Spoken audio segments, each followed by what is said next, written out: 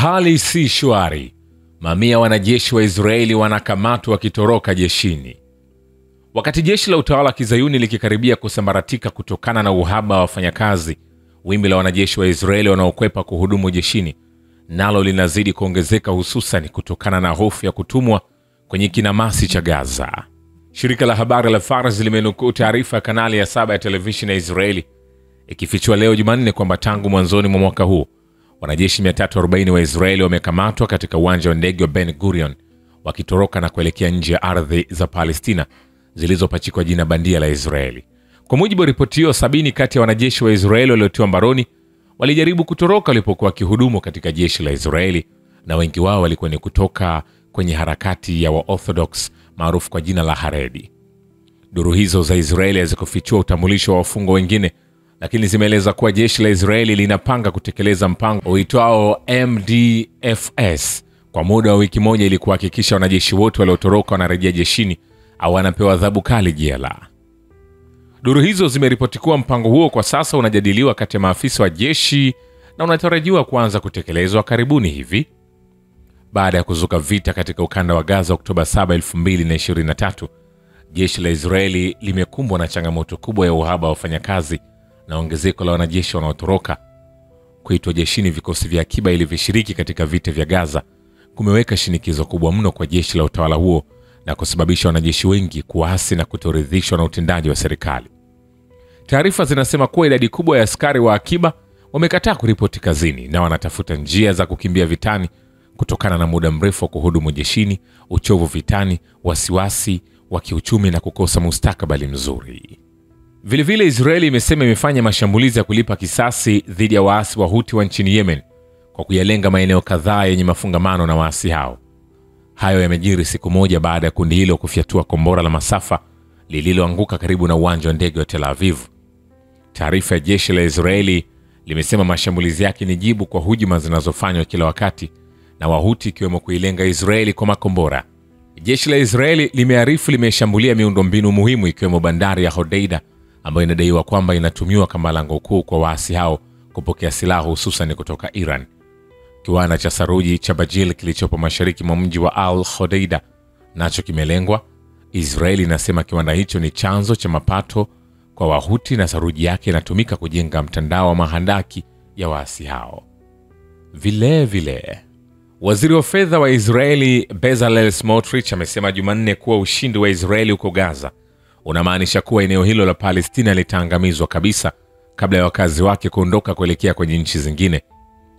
Mwanasiasa huyo mwenye siasa kali za mrengo wa kulia amesema hayo kwenye mkutano uliokuwa ukijadili suala la makazi ya walowezi wa Kiyahudi katika ukingo wa Magharibi unaokaliwa kwa mabavu.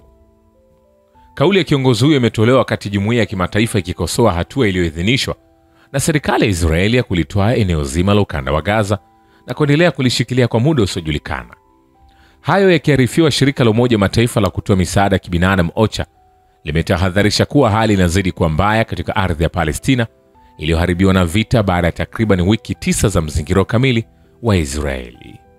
Vilevile vikosi vya ulinzi vya Yemen vimetangaza kuwa vitaweka mzingiro kamili wa anga dhidi ya utawala wa Israeli kwa kuendelea kuvilenga mara kwa mara viwanja vya ndege vya utawala huo. Vikosi vya ulinzi vya Yemen vimeeleza kwenye taarifa kwamba vitalenga hasa uwanja wa ndege wa Ben Gurion ulioko mji wa Tel Aviv. Taarifa vikosi hivyo iliyotolewa Jumapili usiku imesema, tunayasisitiza mashirika yote ya kimataifa ya ndege yazingatie yale yaliyoelezwa ndani ya taarifa hii kuanzia wakati wa kutangazwa na kuchapishwa taarifa yake, na kufuta safari zao zote za ndege zinazoelekea viwanja vya ndege vya adui mtenda jinai ili kulinda usalama wa ndege zao na abiria wao. Tangu Machi 15, serikali ya Rais wa Marekani Donald Trump imekuwa kila siku ikifanya mashambulizi ya anga dhidi ya Yemen na kudai kuwa imeshalenga zaidi ya maeneo 1000 ndani ya nchi hiyo ya Kiarabu. Mashambulio hayo yanalenga kusitisha mashambulizi ya kijeshi ya Yemen dhidi ya meli za utawala wa Kizayuni wa Israeli na zinazoelekea kwenye bandari za utawala huo ghasibu kupitia Bahari Nyekundu, na vilevile yanadaiwa kufanya ili kuzuia operesheni za kijeshi za Yemen zinazolenga maeneo ya ndani kabisa ya ardhi za Palestina zinazokaliwa kwa mabavu yaliyopachikwa jina la Israeli. Siku ya Jumamosi, vikosi vya ulinzi vya Yemen vilitangaza kuwa vilifanya shambulio la 4 la makombora ndani ya saa 24 dhidi ya ngome za Israeli na kusababisha ving'ora vya hatari vya mashambulio ya anga kupigwa katika maeneo mengi wanayoishi Wazayuni. Nikwambie hivi, hatujamaliza. Vile athari za tangazo la jeshi la Yemen la kufunga anga ya Israeli mpaka utawala wa Kizayuni utakapoacha kufanya jinai dhidi ya wananchi wa Gaza zinaendelea kulitia hasara ya Israeli na zimesambaratisha sekta ya utalii ya utawala wa Kizayuni. Miongoni mwa hasara inazopata utawala wa Kizayuni ni kukwama ujenzi wa makumi ya maelfu ya nyumba za walowezi wa Kizayuni kwenye ardhi wanazoporwa wa Palestina. Sehemu kubwa ya bajeti nyumba hizo inatokana na sekta ya utalii. Uchunguzi uliofanywa na shirika la habari la Fars unaonyesha kuwa kombora la wa Yemen lililopiga karibu na uwanja wa ndege wa Ben Gurion huko Tel Aviv limechimbua shimo kubwa lenye kina cha mita 25. Shirika hilo limeuliza swali kwa kuandika, hali ingelikuwaje kama kombora hilo lingesogea mita chache tu na kupiga karibu na ndege? Tayari mashirika mbalimbali ya ndege yamesimamisha safari zao za kuelekea Israeli. Hadi wakati tunakuletea taarifa hii, zaidi ya mashirika 20 ya ndege yalikuwa yamesimamisha safari zao kuelekea Israeli, swala ambalo limetia hasara ya dola milioni 4 sekta ya utalii ya utawala wa Kizayuni. Netanyahu alikuwa ameanzisha mpango wa dola milioni 4 kwa kufufua sekta hiyo iliyosambaratika kutokana na vita. Vile mbunge mmoja wa zamani wa bunge la Ulaya, Claire Dahl, ametoa ujumbe mzito wa kushikamana na Palestina wakati aliposhiriki kwenye tamasha la Sobi la kimataifa la vyombo vya habari Tehran Jumatatu.